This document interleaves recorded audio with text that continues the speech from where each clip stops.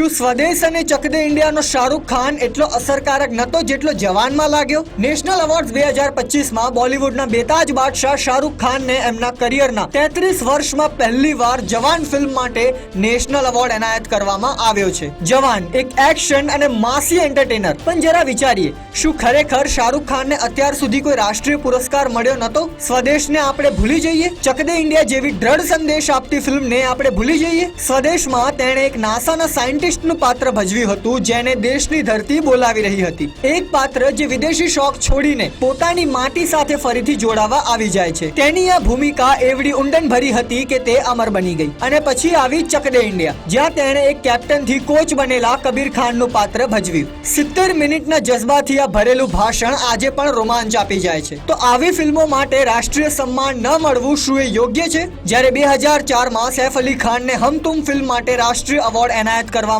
આવ્યો, શું ત્યારે સ્વદેશ માટે શાહરૂખ ખાનને પણ રાષ્ટ્રીય પુરસ્કાર નતો મળવો જોઈતો? તો હવે 2025માં મળેલો રાષ્ટ્રીય એવોર્ડ એ પ્રશંસા છે કે પછતાવો? શું સિસ્ટમે આખરે માન્યું કે વર્ષોથી શાહરૂખ ખાન સાથે અન્યાય થયો હતો? કેમ કે સ્વદેશ અને ચક દે ઇન્ડિયામાં શાહરૂખ ખાને એક્ટિંગ નથી કરી, એ તો જીવ્યો છે પાત્રોને. હવે સવાલ એ જ છે કે આ રાષ્ટ્રીય એવોર્ડ મળવામાં મોડું થયું છે કે બસ સમયસર અનુકૂળ? તમારું શું માનવું છે?